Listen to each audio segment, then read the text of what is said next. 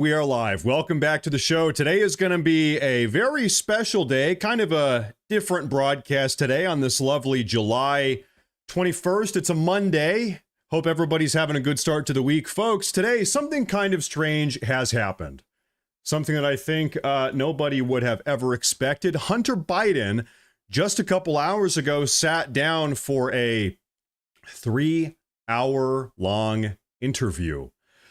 And as you can expect, this interview went completely off the rails. He pretty much went completely and totally ballistic. The guy is absolutely unhinged. He is absolutely insane. During today's broadcast, you are going to realize why Joe Biden and the Democratic Party never really let Hunter Biden speak or get in front of a camera. And now now it occurs to you, oh yeah, I've never really heard Hunter Biden speak. Why is that? He's never had an interview, really. I've never heard what this guy has to say. Well, by the end of today's broadcast, you're going to understand why. It's because this guy is freaking out of his mind. In fact, by the end of this, you're going to see Hunter Biden during this 3-hour-long interview. He actually went scorched earth. He went nuclear on his own party. The Democratic Party, he started naming names and throwing punches, effectively calling people out. This guy is just unhinged. And so today, we're going to break down all of this. We have a little bit of an article I want to read through first and foremost with you guys. And then we're going to take a look at some clips. Now, like I said, there's a 3-hour-long interview here uploaded on the Channel 5 with Andrew Callahan YouTube channel. 3 hours long. Does anybody want to sit here and listen to Hunter Biden talk for 3 hours? No. So what I've done is I've spent the last half hour or 45 minutes cherry picking some of the craziest, most just unhinged parts out of this 3-hour-long interview. We're going to take a look at those. But first off, we're going to read this article going over some of what is going to happen here. And by the way, thank you all very much for tuning in today. If you're new, make sure to subscribe to the channel. Make sure to like the broadcast. Thank you all very much for tuning in. I do want to say real quick, I apologize for not being more consistent with my live broadcast times. My intention is to do them every day at the same time in the afternoon, but we have a puppy in the house who's potty training. We're trying to teach him not to go to the bathroom in the house. We have a 2-year-old. We have a 4-year-old. My sleep schedule is a little bit crazy these days, so I apologize for not being consistent with the times that I go live. We're a little bit all over the place, but I'm trying to get this buckled down, okay? So thank you for your patience. But anyway, back to today's broadcast. Hunter Biden rages against the effing thug Donald Trump, and he invokes the KKK in an immigration rant. Now, by the way, I do need to give you guys a warning. Hunter Biden, he swears like a drunk sailor, okay? This guy, so if you have a problem with profanity, if you don't want to hear all the curse words, maybe today is not the broadcast for you, because here in about 10 minutes, we are going to watch a couple of these Hunter Biden clips, and this guy is just letting it loose. Full disclosure. Now, Hunter Biden raged against President Trump and his mass deportation efforts during an expletive-laden interview, that's one way to put it, with a Philadelphia podcaster in which he calls his father's successor a, quote, effing thug, and draws parallels to the 19th century government actions against black freed men. Biden and Channel 5 podcaster Andrew Callahan spoke for 3 hours on a range of topics. Guys, okay, when we say range of topics, immigration, Donald Trump, Elon Musk, the entire laptop from hell. Like I said, he goes scorched earth on the Democrats. He starts calling people out. So there's a lot to talk about here today. This guy is nuts. His former his former crack cocaine use. He talks about his former crack cocaine use. To his father's, Joe Biden's disastrous debate, to theories that he was marketing paintings to assuage overseas interests in favor of his dad. We're talking about the Ukrainian corruption allegations. William Holland, by the way, thank you very much for that membership. I appreciate that. On immigration, Hunter Biden began revisiting the Reconstruction era and the Ku Klux Klan's early role as a voter suppression organization against Black Americans. Yeah. President Donald Trump is just like the KKK. He's a fascist. Yeah. Okay, we've heard it all before. He discussed an 1873 incident in Colfax, Louisiana, where former Confederate militiamen and the KKK converged with a cannon on a courthouse where several black men were defending GOP office holders following a contested election.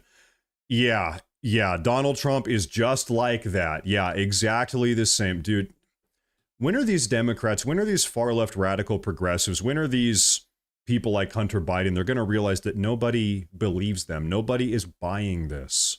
Clearly, nobody is buying all of the, this is just baloney. What else does he say? I'm just going to skip all that because that's just insane.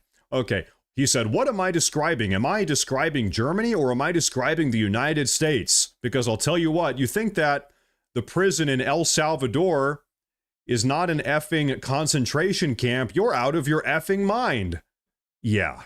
Okay. Biden then claimed that white men are 4 to 5 times more likely to commit a violent crime than illegal immigrants. Real quick, white men are 4 to 5 times more likely to commit violent crime than illegal immigrants. Okay, we're going to fact check that a little bit later in today's broadcast. Keep in mind, this guy, no offense, and I don't want to be rude here, this guy is a literal crackhead. So a lot of the stuff you're saying, man, it seems like this guy's kind of a crackhead. Well, it's because literally he is a crackhead. So folks, here's what we're going to do. I think we should go ahead and jump right into this. I'm going to turn on my headphones here, and we're just going to start listening to what Hunter Biden himself has to say. We're going to break this stuff down, starting with his take, with his opinion on the Hunter Biden laptop story. It was his laptop after all. Here we go, folks.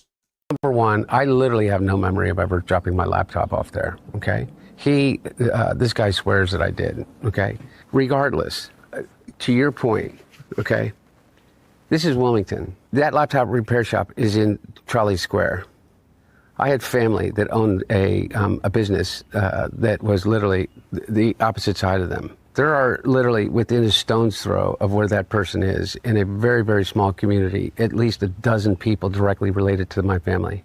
Every night he used to go to 2 or 3 different bars in which he could have literally turned and talked to anyone and said, do you know how to get in touch with Hunter? So first off, his thought here, Hunter Biden blames the laptop repair shop owner for not going to bars in town to ask where Hunter Biden is.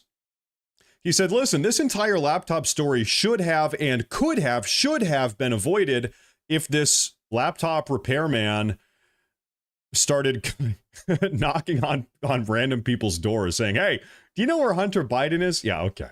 You're talking about the laptop repair shop guy. Somehow that doesn't happen. But somehow this guy, who's supposed to be repairing a laptop, he says, decides what he's going to do is he's going to review the material, and what he sees is he thinks is evidence of a crime. McIsaac says he also found documents that show payments made to Hunter Biden from a Ukrainian energy company that have become the center of a political firestorm. So, by the way, the content on this laptop, it wasn't just a bunch of pictures of Hunter Biden naked or doing drugs. A lot of the contents on this laptop, which is why it's called the laptop from hell, which is why this is such a big deal, and which is why all the big tech companies and left-wing mainstream media did everything they could to suppress the contents of the laptop. The reason why is because the laptop contained discussions of numerous national security issues, evidence of corruption within the Biden administration relating to shady business dealings with the Ukrainian energy company Burisma. You guys know, you've heard this story before. Plus evidence which suggested that the Ukrainians were actively bribing the Joe Biden family, the Biden family. So that's why this is a big deal. Okay, that's why nobody wants to see Hunter Biden naked. I don't really care if Hunter Biden has pictures of himself smoking crack, whatever. Okay, the problem with the laptop is that he has all of this, what should be or what is classified information that he's dropping off at a random computer repair shop. Unacceptable. Now, we had, real quick, a massive super chat before we move on from Raya. 99.99. Thank you very much. Hope you're having a good evening. Happy Monday. She says, keep up the amazing work.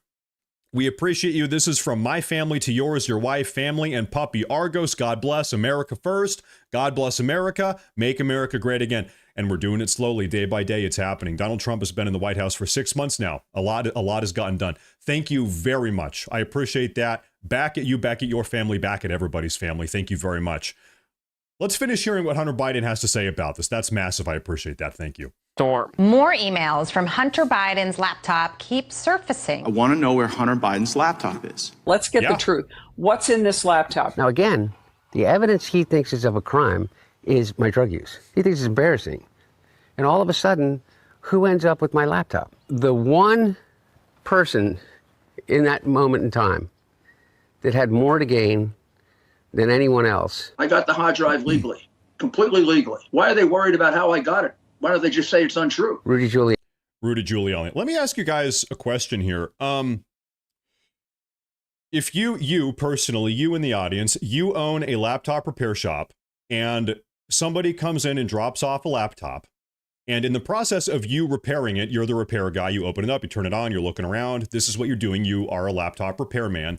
You find something illegal or classified that should not be there. Do you have a moral obligation to report that information and hand it over to the proper authorities, to the people that can properly handle this? In my opinion, yes. Okay, maybe this is a controversial opinion. I think yes, if there's some type of illegal content, if there's some type of national security classified content that's being just passed around, I think you should. I think you should report this to the proper authority. That seems to be what happened here. Okay. Giuliani and his lawyer on behalf of Donald Trump.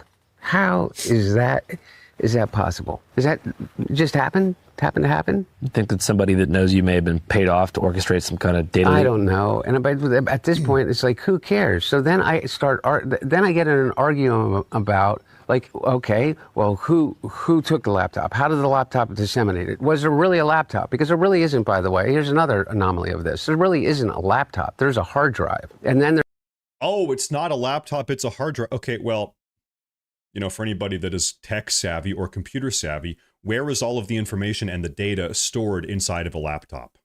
It's on the hard drive. Every computer has a hard drive. It's kind of the storage system of a computer is the hard drive. It's not a laptop. Okay, well, now we're just playing semantics. There's an amalgamation of a hard drive. There's an original hard drive that he says he has, and he argues with everybody else who says that there are like 400 gigabytes more that were added onto that from the dark web. You never got a laptop before you wrote that story, did you? That's correct. You got a hard drive. Hard drive. And you received that hard drive from Rudy Giuliani, right? Yep. Who had been openly associating with an agent of Russian intelligence in the months leading up to your story. You agree with that, right? I guess. So his defense now is, no, I didn't have anything classified or illegal on my laptop. It was on the hard drive of the laptop. It's totally different. Yeah, okay. You think the repair shop story is made up? I think, I don't know, but all I know is that whatever this amalgamation of stuff is came from a whole host of different sources. Yeah. Because you can look at it now and the stuff that like who thinks this is right? Who thinks it's right that every picture that you've ever taken, the ones that you would be embarrassed by and the ones that you would be proud of, should be on a website controlled by a guy that is a Christo-fascist fucking incel that lives in Indiana?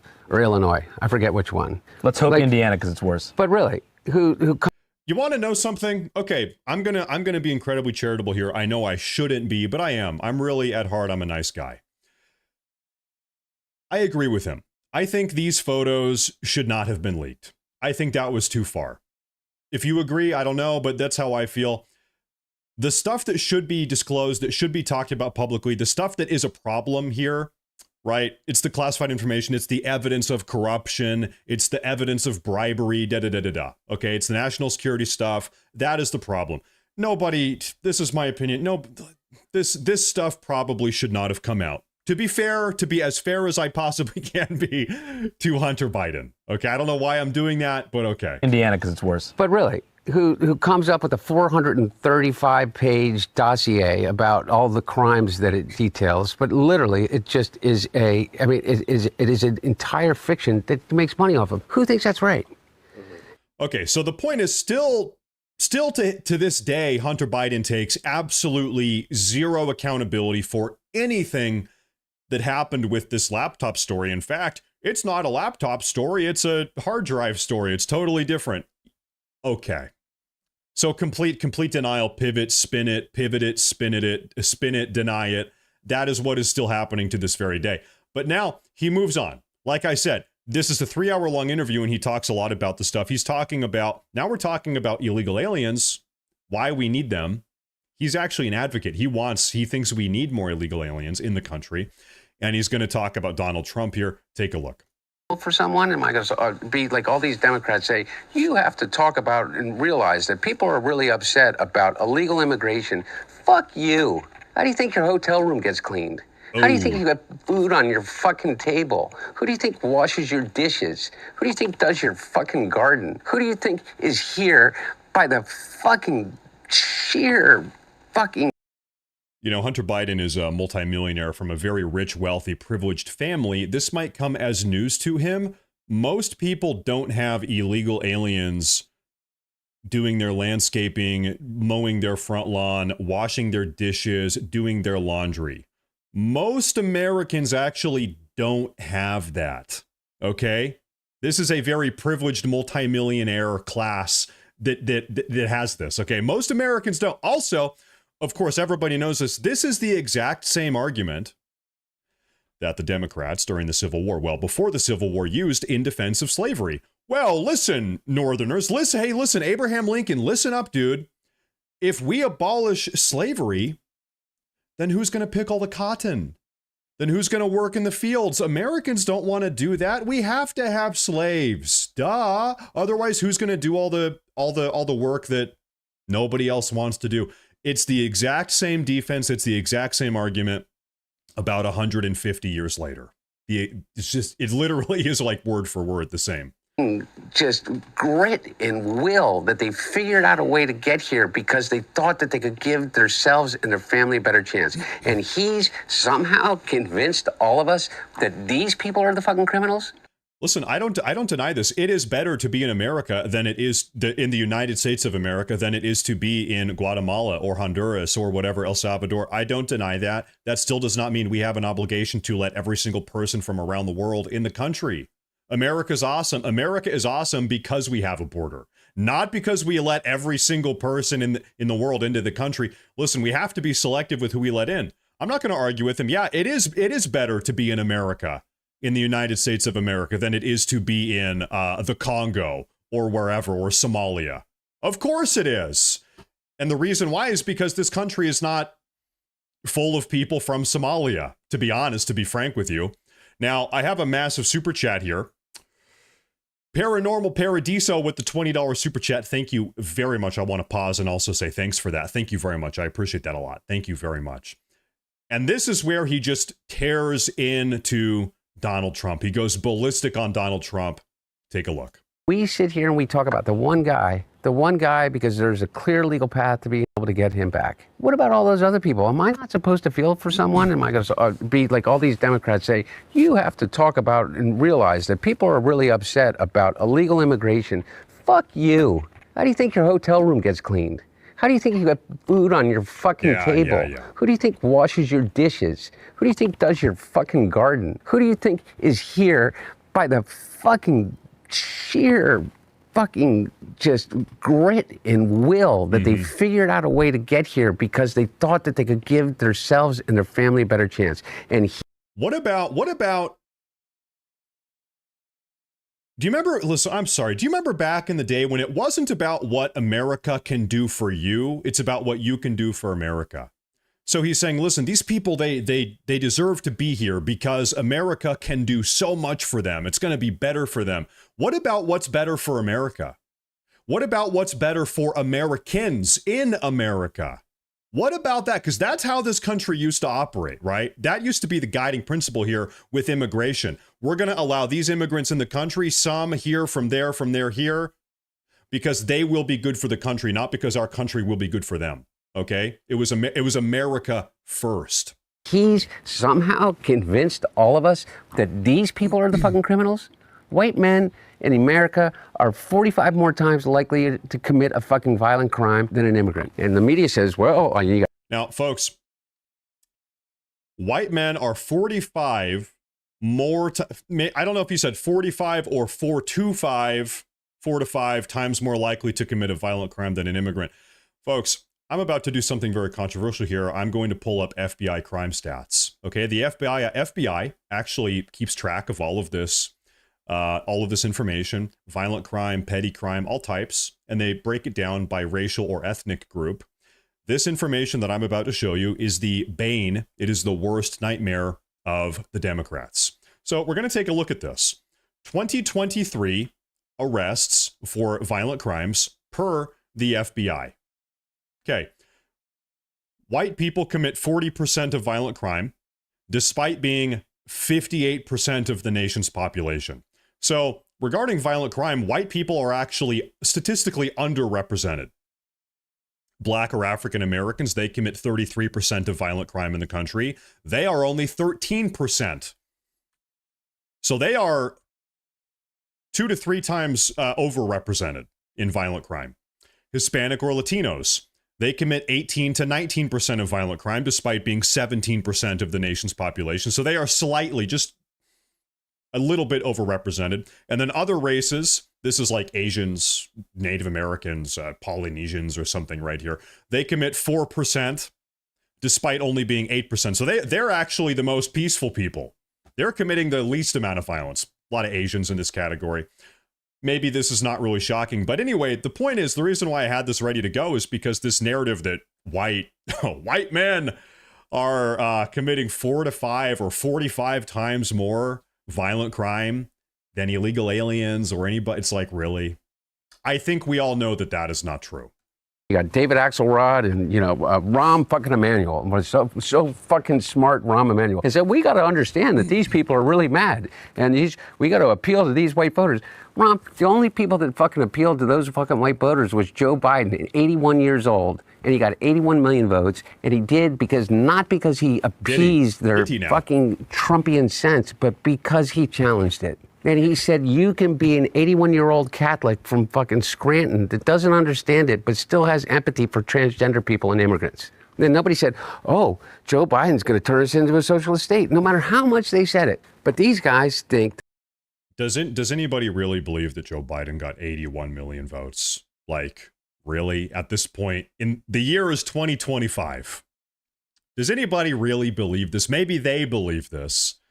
And by the way, what did Joe Biden do upon getting in the White House? Well, he intentionally and deliberately opened up our southern border and allowed in 21, some people say 25. I heard Donald Trump say 25 million illegal aliens the other day into the country. He facilitated an invasion, is what he did. Joe Biden has done irreparable damage. Joe Biden, this guy's father and the Democratic Party, they have done irreparable. And I hate to say that, but it's probably true. That means irreversible. And right now we are trying to reverse it, but are we ever going to completely reverse the damage that 4 years of Biden did to this country? Honestly, probably not. Catastrophic was his presidency. That we need to run away from all values in order for us to lead. I say, fuck you. How are we getting those people back from fucking El Salvador? Because I'll tell you what, if I became president in 2 years from now, or 4 years from now, or 3 years from now, I would pick up the phone and call the fucking president of El Salvador and say, you either fucking say. Real quick, I'm sorry, we're going to replay this, but you want to know why he says 2 years from now, or 3 years from now, or 4 years from now? You want to know why he says that? It's because he doesn't know what year it is. What's in his brain is, if I was the next president, this next presidential election, here's what I would do. The reason why he says 2, 3, 4, 1, I don't know. It's because he doesn't even know what year it is. He doesn't know when the next election is. He has no clue. Okay, anyway, let's hear what he has to say. Or 3 years from now, I would pick up the phone and call the fucking president of El Salvador and say, you either fucking send them back or I'm going to fucking invade. It's a fucking crime what they're doing. So Hunter Biden is saying, hey, listen, El Salvador, unless you give us back all these illegal aliens, I'm going to invade your country. Hunter Biden just threatened to invade El Salvador unless El Salvador sends up a bunch of illegal aliens. Perfect. Beautiful. Like I said, this guy's a crackhead. No offense to any other crackheads out there, but listen, man, Hunter Biden makes crackheads look bad. Okay, let's put it that way. Samuel, hey, thank you very much. I appreciate that, Samuel. Thank you very much. Hunter Biden, he's not done. He's just getting going. Then he rips into Elon Musk. We're talking about Elon Musk. Here we go. And are the incredible beneficiaries of that new blood that enters our bloodstream year after year after year. The only thing that makes us different from fucking China or Russia or anywhere else or Europe or anywhere, and the only reason that I believe that we as America are different beyond the fact of the idea of the Constitution, the idea that we represent, is immigration. And I can't even believe sometimes I'm having this discussion with anybody. How do you think that we are reborn every generation? How do you think that we attract the smartest people in the world to the United States of America? Through immigration. I mean, you sit here and... Through immigration. Now, folks, I came prepared today. I've got the stats. I got the numbers. I did some background research before I went live for you guys today. Hear me out on this. Between 1788, which is the year that our Constitution was ratified, and 1965, just a couple decades ago, almost 200 years, approximately 91% of people living in the United States of America were native-born Americans as opposed to foreign-born immigrants. Not to say that there were no immigrants ever. There were waves of immigration. But once again, between 1788 and between 1965, almost 200 years, 91% of people living in this country were actually native-born American citizens. They were not immigrants. The next thing I want to say is, we also had immigration legislation. This is where things get a little bit controversial. Okay, I'm not saying good or bad, or it should be this way, or it should not be this way. But if you want to talk about American history, let's have an adult conversation about American history. We had immigration legislation up until 1965 that mandated that almost all immigration into this country had to come from European countries. Specifically, Western European countries. We actually had national and racial and ethnic immigration quotas, saying this many people from here, this many people from here. It was very mathematical. It was all a ratio. We said, okay, we can take in this many Germans in this year because we have this many Germans in the country already. There was a concerted effort to maintain the ethnic and racial makeup of the country. They wanted to keep it how it was. And this was up until 1965, at which point it's called the Hart-Celler Act, was overturned. That's how this country operated until just a couple decades ago, 1965. Also, real quick, for the time period that we are talking about, 1788 up until 1965, this rate of native-born versus foreign-born residents, like I said, native-born 91%, foreign-born 9%, this rate was actually just about the same as all of the countries over in Europe.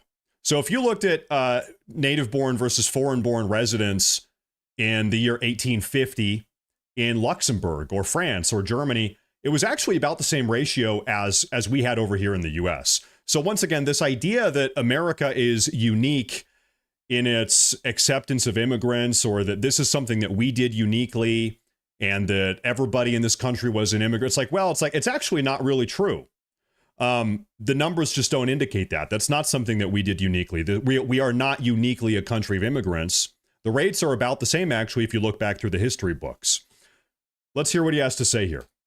I mean, just think about it. You got some motherfucker who's made over, $251 billion being a United States citizen that got here and stayed here illegally before he got his citizenship, sitting here lecturing us on who we should allow into the United States of America and giving us a fucking Heil Hitler along the way. Are you fucking kidding me? And talking about how...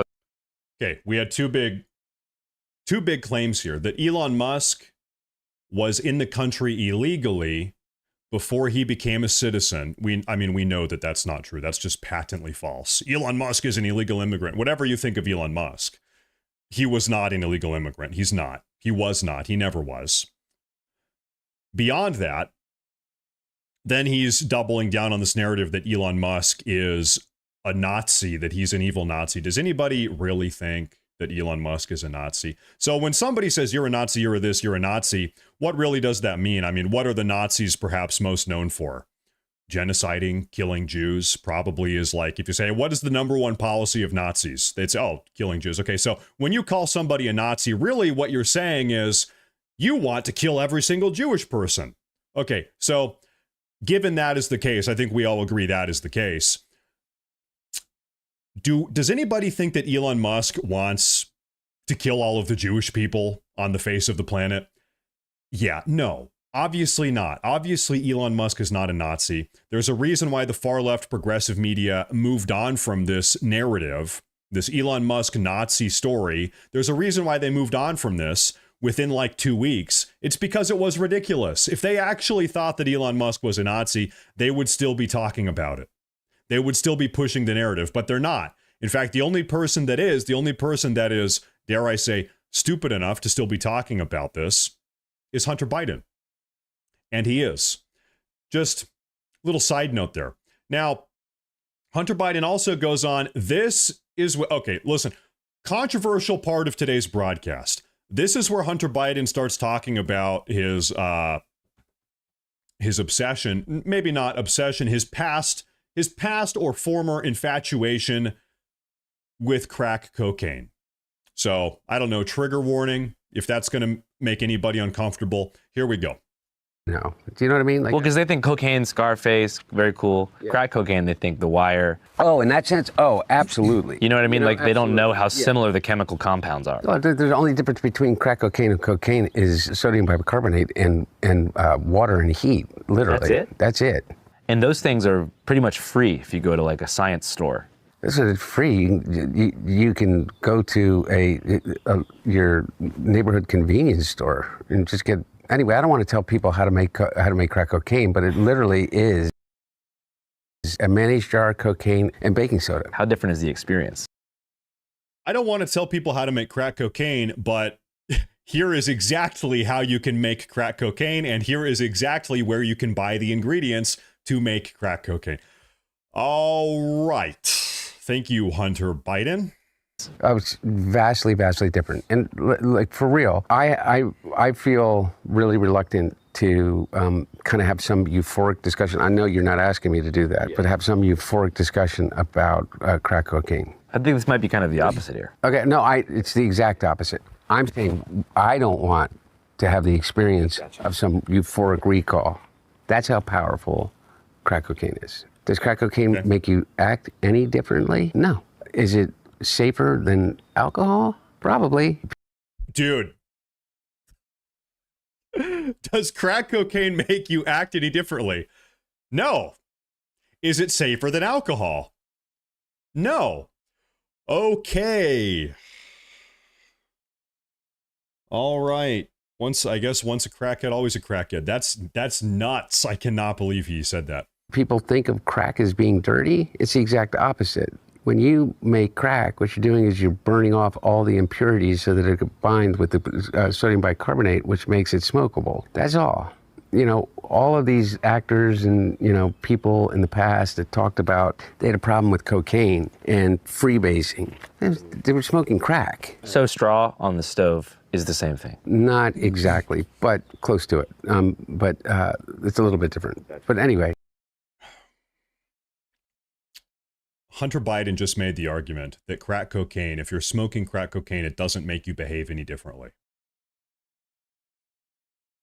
Okay, and so like I said earlier on in today's broadcast, prior to this 3-hour-long interview, of which we're watching a couple clips here, we had never really heard Hunter Biden speak at length. He never really was sitting down and doing long-form interviews.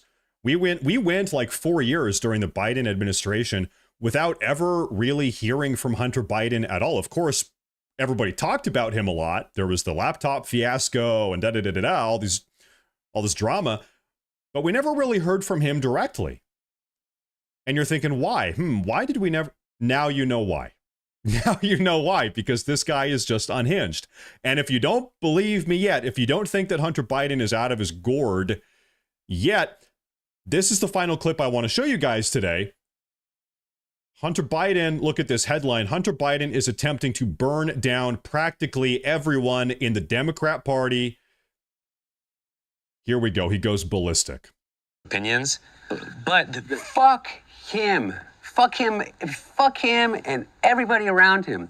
I don't have to be fucking nice. Number one, I agree with Quentin Tarantino. Fucking George Clooney is not a fucking actor. He is a fucking, I don't know what he is. He's a brand. And by the way, and God bless him. You know what? He supposedly treats his friends really well. You know what I mean? Buys them things. And he's got a really great place in Lake Como. And he's great friends with Barack Obama. Fuck you. What do you have to do with fucking anything? Why do I have to fucking listen to you? What right do you have to step on a man who's given 52 years of his fucking life to the service of this country and decide that you, George Clooney, are going to take out basically a full-page ad in the fucking New York Times to me and James Carville, who hasn't run a race. Okay, real quick, by the way, if you guys don't remember this, a couple days before Joe Biden dropped out of the 2024 election, by the way, I think yesterday was the 1-year anniversary of Biden dropping out of that. Okay, so it happened a year ago exactly, just about. A couple days before Joe Biden dropped out, George Clooney took out, like he said, about a 1.5-page little segment in the newspaper, and he wrote up a little persuasive essay about why Joe Biden should drop out, why he's not a good candidate, why he should be replaced with somebody else. And people say that was one of the reasons, that was one of the catalysts that led to Joe Biden dropping out, was George Clooney, who stepped in and said, listen, okay, maybe he's done. So listen, even if you love Joe Biden, I can't even imagine that. Even if you really respect Joe Biden's 50-something year-long political history in the House and the Senate and vice president, even if you love everything Joe Biden has done, it would also still be fair to say a year ago, listen, he's not the man he used to be. Listen, Joe Biden, he was great 10 or 15 or 20 years ago, but the guy is like 170 years old. You know what I mean? This is like a hypothetical here. That's not, I don't think that's out of bounds. Man, he was so great 20 years ago, but now he's too old. He's a geriatric. He's senile. He can't do it anymore. I think that is a fair criticism, to say the least. In 40 fucking years. And David Axelrod, who had one success in his political life, and that was Barack Obama. And that was because of Barack Obama, not because of fucking David Axelrod. And David Plouffe, and all of these guys, and the Pod Save America guys, who were junior fucking speechwriters on Barack Obama's Senate staff, who have been dining out on the relationship with him for years, making millions of dollars. The Anita Dunns of the world, who's made $40-50 million off the Democratic Party. They're all going to insert their judgment over a man who has figured out, unlike anybody else, how to get elected to the United States Senate over 7 times, how to pass more legislation than any president in history, how to have a better midterm election than anybody in history, and how to garner more votes than any president that has ever run. And they're going to replace their judgment for his. Not to mention, who's Jake Tapper's audience? Jake Tapper, my mom or something. I don't know. Well, I don't know. You know what? I'm going to give Hunter Biden a compliment here. This guy loves his dad. Hunter Biden, he has drank all the Kool-Aid. He's ride or die. Hunter Biden is ride or die for his dad. You know, for better or for worse. I'm going to say worse here. I'm going to say worse. Hunter Biden is ride or die with his dad. This is true. It's true loyalty. It is. It's true. It's absolute, undying, die-hard loyalty. In a way, I guess you kind of have to respect that, even though it is, like, obviously totally stupid. But you know what? That is the nicest thing that I can say about Hunter Biden. This guy loves his dad. No, for real though. I don't even think it's your mom anymore. No. By the numbers, what influence does Jake Tapper have over anything? He has the smallest audience on cable news, and beyond that, I think that the book is right now on Amazon that he put out. I mean, his ratings just went to shit after he put the book out. You know, they did a 2-week infomercial for it. I mean, it was such a money grab, such a disservice to everybody that he serves with. I do have to say, Hunter Biden criticizing other people for engaging in, quote, money grabs, little bit ironic. Okay, this guy's entire being, his entire existence is one long, never-ending money grab. Okay, so we do need to make note of the irony. Now, of course, I guess in a very fair or reasonable way, Hunter Biden, he does hate the entire Democratic establishment now. And the reason why is because the Democratic establishment and the Democratic media and George Clooney and all the Democrat celebrities, they all did turn in the final hour. They turned on Joe Biden. They said, listen, we got to get him out of here. And by the way, they turned on him for good reason. He was senile. His cognitive function was gone. He was shot. He was done. Okay. But anyway, they turned on him. It was effectively an ousting. We were saying this was a coup. It was a coup. It was an anti-Joe Biden coup, and Hunter Biden didn't like that. He's pissed off. And so he's saying, you know what? I'm going to burn down the entire establishment. I'm going to burn down the entire Democrat establishment. All right. And so here we are. Now, folks, like I said, this is from a 3-hour-long discussion Hunter Biden gave earlier today. This is not AI. This is a 3-hour-long sit-down interview with Hunter Biden on the Channel 5 Andrew Callahan channel. If you guys want to go watch this, I don't know why you would. But so for today's broadcast, I clipped out all of the top highlights of this interview here. But no, this is real. So before I leave you guys, because those are all of the big takeaways here, I think we've broken it all down. It's been about an hour. I want to ask you, though, one final question before I let all you guys go for the day. Do you think Hunter Biden was high on crack cocaine during this interview? And I want to see a yes or no in the live chat. But after that, after you guys answer, I do want to say thank you all very much for tuning in today. Please go ahead and subscribe to the channel if you guys enjoyed the daily videos and the daily news. The daily news, like live broadcasts like we're doing right now. Make sure to like the video, subscribe, make sure to follow on Twitter, Matt Morse TV on Twitter. Thank you all very much for tuning in today. And every single person is saying yes in the live chat. Almost every single person is saying yes. A couple no's. Thank you all very much for tuning in. Lulu Powers, I appreciate that. Lulu Powers again. Lulu Poo Poo for president. Lulu Poo Poo for president, whatever that means. Thank you, Lulu. I appreciate that. Once again, Rye, everybody, thank you very much. I am out of here. I'm going to get back to work on some other stuff. You guys have a great evening. Have a great morning tomorrow, and I'll have some more stuff for you guys tomorrow morning. Thank you guys very much for tuning in.